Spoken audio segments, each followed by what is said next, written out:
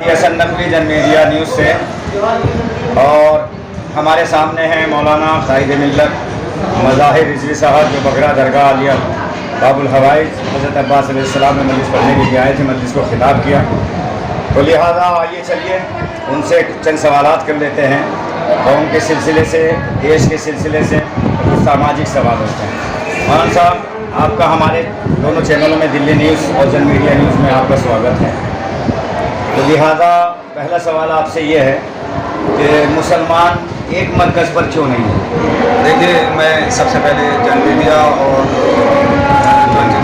24 news کا تہہ دل سے شکریہ ادا کرتا ہوں کہ آپ نے مجھے یہ موقع دیا، اور جو آپ کا سوال ہے وہ بالکل وجہ ہے، اس میں کوئی وہ نہیں ہے۔ ملت اسلامیہ تو پہلے ہی سے تفریق کا شکار رہی ہے اور کبھی ایک ساتھ ایک پلیٹ فارم پر نہیں ہوئی، اور اس کا نتیجہ یہ ذلت و رسوائی، اور آپ لوگ دیکھ رہے ہیں کہ کس طریقے سے دیش کے حالات کس روپ پر موڑے جا رہے ہیں، کس طریقے سے حکومتیں بدلتی ہیں۔ سر، ملت اسلامیہ کو چھوڑیں تو ہم اپنے شیعہ کی بات کریں، شیعہ ایک مرکز پر کیوں نہیں؟ شیعہ تو دیکھیے، ایک چھوٹے موٹے مسائل تو ہوتے ہی ہیں، ہر جگہ ہوتے ہیں، لیکن کوئی ایسی بات نہیں ہے۔ کوئی رہبر نہیں ہے، ان کا کوئی قائد ایک نہیں ہے، جہاں دیکھیں وہاں پارٹی بازیاں ہو رہی ہے، جہاں دیکھیں وہاں علماء کو برا بھلا کہا جا رہا ہے، تو اس کی اصل وجہ کیا ہے؟ اس کی اصل وجہ یہ ہے کہ ہمارے علماء ہی نے اپنا کردار بدل دیا ہے، یہی اپنے کسی ایک نقطے پر جمع نہیں ہو پا رہے، اور ہر کسی کا کوئی نہ کوئی مقصد ہے، کوئی نہ کوئی مفاد ہے، کوئی کہیں سے کسی طریقے سے اوبلائز کیا جا رہا ہے قوم کو ڈیوائڈ کرنے کے لیے، کوئی کسی طریقے سے اس کو لالچ دیا جا رہا ہے، کس کو MLC کا لالچ دیا جاتا ہے تو کسی کو راجیہ سبھا میں بھیجنے کا، اور کسی کو یہ لوگ دیکھیے آج کوئی نئی بات نہیں ہے، پہلے ہی سے لوگ ٹوپیاں اور امامے میں دکھتے رہے ہیں، کوئی نئی بات نہیں ہے۔ اگر اس طریقے سے ہو رہا ہے تو اس میں بڑے افسوس کی بات ہے، اور ہم لوگ سے میں اس سوال کے لیے معافی چاہوں گا، لیکن ضرور کروں گا۔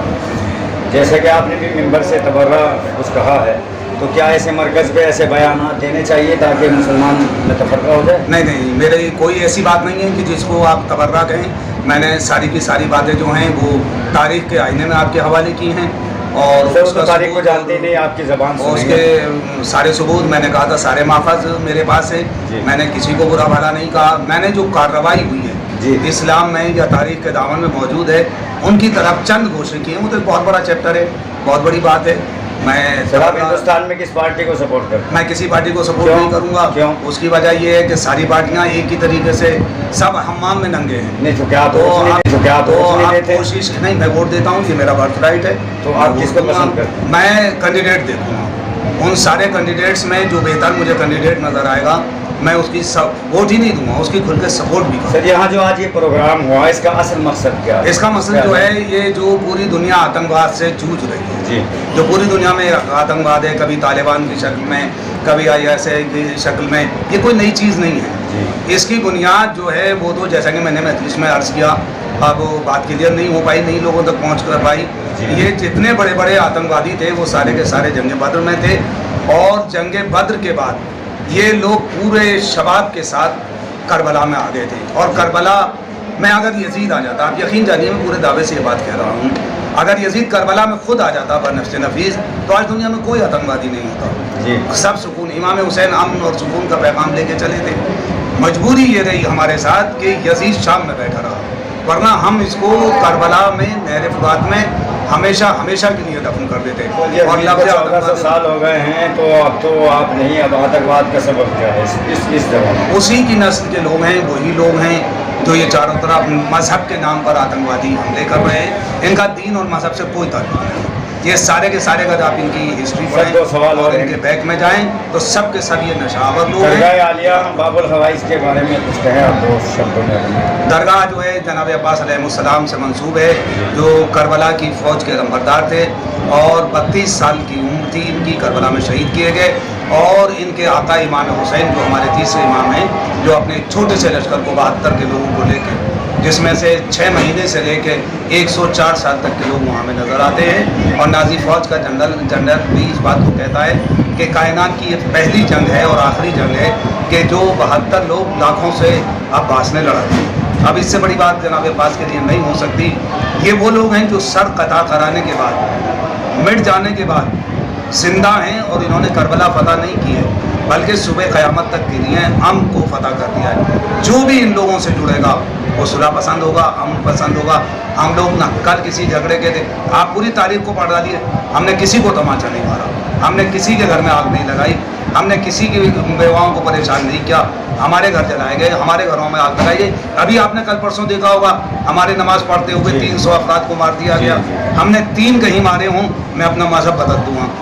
हमने किसी पे अटैक किया हो, मैं अपना मजहब जो कहिएगा, दरगाह अमन का पैगाम दे, अमन का पैगाम है। आखिरी सवाल है, और ये दरगाह का जो है इंतज़ाम और ये अंजुमन आरसी बगरा जो ज़ेर एहतमाम है, तो अंजुमन के बारे में आप क्या अंजुमन को मैं आज से नहीं 10-20 साल से जानता हूँ, और इस अंजुमन की जितनी तारीफ़ की जाए उतनी कम है। ये लोग बड़ी ईमानदारी के साथ और बड़ी सुलहजोई के साथ यहाँ पे काम कर रहे हैं। आज तक मुझको जब से मैं आ रहा हूँ, मुझे यहाँ कोई ऐसी शिकायत नहीं मिली कि इन लोगों ने कोई गलत कदम उठाया हो, चाहे वो पैसे का मामला हो, चाहे लोगों की इज्जत का मामला हो।